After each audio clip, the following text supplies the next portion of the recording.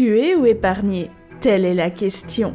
Sorcier, sorcière, étudiant en magie, bonsoir.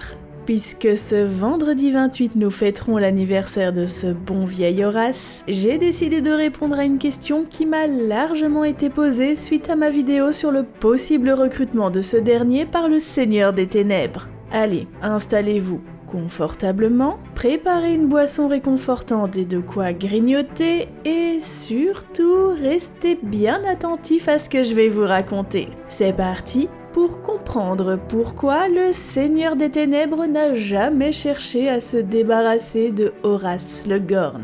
Bon, avant toute chose, recontextualisons la situation. Notre cher Horace, malgré ses nombreuses qualités et capacités, possède un sacré défaut, celui de manquer de discernement lorsqu'il s'agit de juger des personnes belles et talentueuses. Et pas de chance pour lui, alors qu'il était directeur de la maison Serpentard et professeur de potions à Poudlard, il a fait la rencontre d'un jeune homme des plus atypiques aux capacités magiques exceptionnelles, Tom Elvis Jedusor. C'était véritablement le coup de cœur pour Horace, et Tom est devenu de ce fait très rapidement l'un de ses élèves favoris. Le problème, c'est que le jeune Serpentard aspirait à de très sombres ambitions. N'étant pas dénué de charme, il savait exactement comment flatter et amadouer son directeur de maison pour obtenir ce qu'il souhaitait. Entre autres, des informations sur les Horcruxes et sûrement beaucoup d'autres savoirs et privilèges que pouvait lui apporter Horace. Sachez que ce pauvre Horace, aveuglé par son talentueux sorcier à en devenir, resta à la merci de son élève jusqu'à l'obtention du diplôme de ce dernier. Mais voilà, le charmant Tom Elvis Jedusor devint l'effroyable Seigneur des Ténèbres. Et nous ne sommes pas sans savoir que dans sa quête à l'immortalité et au pouvoir, nombreux sont les opposants et autres personnes problématiques à avoir été évincés. Et face à ce constat, on peut se demander pourquoi le Seigneur des Ténèbres n'a jamais cherché à se débarrasser de Horace alors que celui-ci aurait pu révéler nombreux de ses secrets. Eh bien, vous allez voir que c'est finalement assez évident.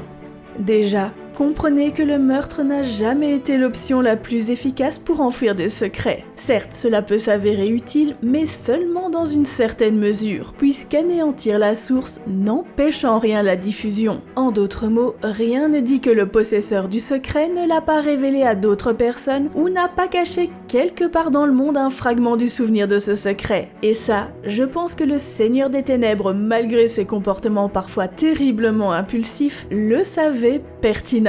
Et ce qu'il savait davantage, c'est que Horace ne serait jamais une menace. Enfin, c'était ce qu'il s'imaginait. Parce que d'une part, il était peu probable que son ancien professeur se souvienne de la conversation qu'ils avaient eue plusieurs décennies auparavant. Après tout, Tom avait bien mesuré ses propos lors de leur conversation et avait souligné le fait qu'il ne s'agissait que d'une question purement théorique. Autrement dit, il n'avait jamais exprimé pleinement ses intentions à son professeur. Donc, pourquoi s'inquiéter? Poser des questions sur les arts obscurs ou autres formes de magie spécifiques ne devait pas être rare chez les élèves les plus brillants que côtoyait Horace. Et d'autre part, s'il existait une maigre possibilité que Horace se souvienne de cette conversation et qu'il relie entre eux les éléments de réponse donnés et la quête d'immortalité du Seigneur des Ténèbres, eh bien, ça ne changerait rien du tout.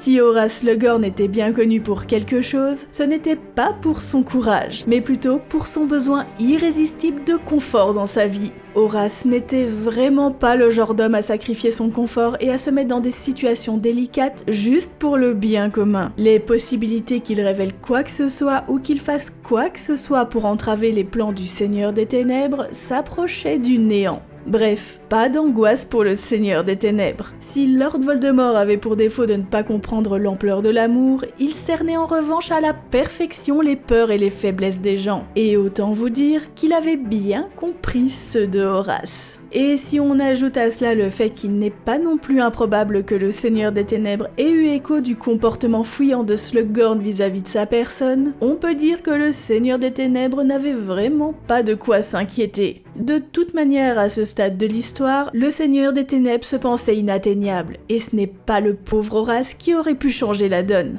En d'autres mots, tuer Horace n'aurait servi à rien, mais vraiment à rien, et cela aurait même été du gâchis. Comprenez que le Seigneur des Ténèbres ne réduisait au silence que les personnes qui ne lui servaient plus ou qui n'adhéraient pas ou plus à sa cause et qui le montraient fermement. Et il était évident qu'au vu de l'incroyable potentiel et des nombreuses facettes qu'incarnait Horace, il était beaucoup plus utile vivant que mort. Puisque derrière cette envie de recruter Horace se cachaient des dessins assez précis dans l'ascension au pouvoir du Seigneur des Ténèbres. Et voilà, c'est la fin de cette toute petite vidéo. J'espère qu'elle vous a plu. Si c'est le cas, je compte sur vous pour me laisser un petit commentaire et un partage pour me faire sourire et un expecto patro like pour le plaisir. Je vous dis à très bientôt pour d'autres vidéos. D'ici là, prenez soin de vous et des autres. Sorciers, sorcières, étudiants en magie, au revoir.